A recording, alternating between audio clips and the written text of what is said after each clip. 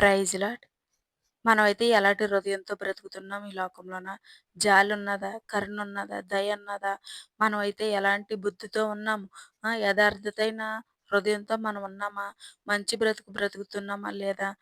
ఒక్కసారైతే చూద్దాం. యెషయా 38 అధ్యాయము 1 వచనంలో అయితే చూసుకుందాం.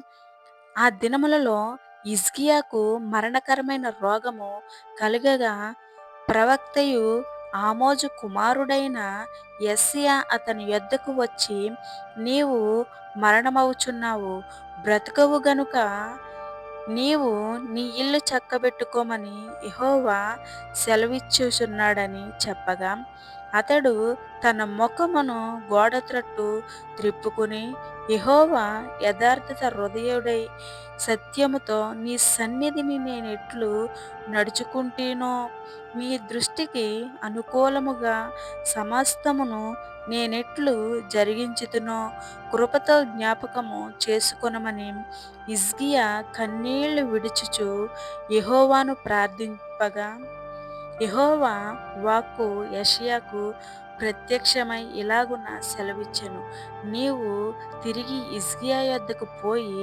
అతనితో ఇట్లనుము, నీ పితరుడైన దావీదునకు దేవుడైన యెహోవా నీకు సెలవిచ్చినదేమనగా, నీవు కన్నీళ్లు విడుచుట చూచితిని, నీ ప్రార్థన నేను అంగీకరించి ఉన్నాను.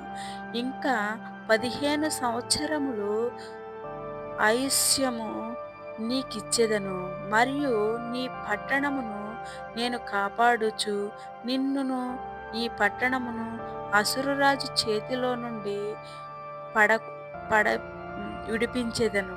దేవుడు చూడండి ఎంత గొప్పగా వాగ్దానం ఇచ్చాడు ఇక్కడ.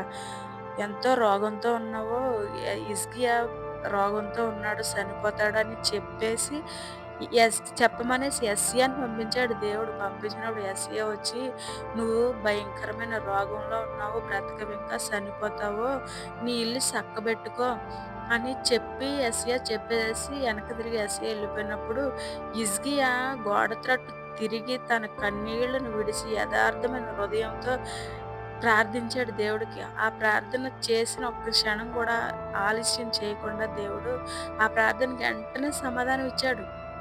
మళ్ళీ యెహోవా వాక్కిచ్చాడు యెషయాకు. ఏమనిచ్చాడు? ఇలాగున సెలవిచ్చాడు. ఏమనిచ్చాడు? నీవు తిరిగి వెళ్ళి హిజ్కియా యొద్దకు పోయి అతనితో ఇలా చెప్పు. ఏమని?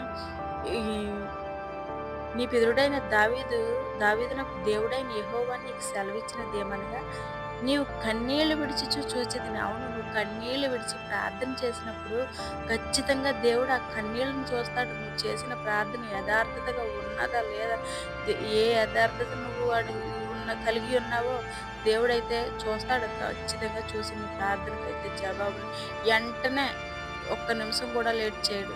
అటువంటి సమాధానంతో నీకు మళ్ళీ వెంటనే దేవుడు పిలుపునిస్తాడు. అలాగనే ఇక్కడ కూడా హిజ్కియాకు తన ఆరోగ్యాన్ని ఇచ్చాడు. అలాగే అసురాజ్ చేతిలోంచి తన పట్టణంను కూడా దేవుడు హిజ్కియాకి ఇచ్చాడు. మరి ఈ రోజుల్లో నువ్వైతే నేను అలా యథార్థతను పోలి ప్రార్థిస్తున్నామా? దేవుడి విషయంలో నమ్మకంగా మనం ఉన్నామా? దేవునికి ఎలాంటి హృదయాన్ని మనం అర్పిస్తున్నాం? ఏ హృదయంతో కలిగి ఉంటున్నాం? దేవుడు చూపించిన ప్రేమను మనం చూపించగలుగుతున్నామా? దేవుడు ఉన్నట్టుగా మనం ఉండగలుగుతున్నామా? దేవుడు చేసిన కార్యములను మనం చేసే ప్రయత్నంలో మనం ఉన్నామా? కానీ ఒక్కరికైనా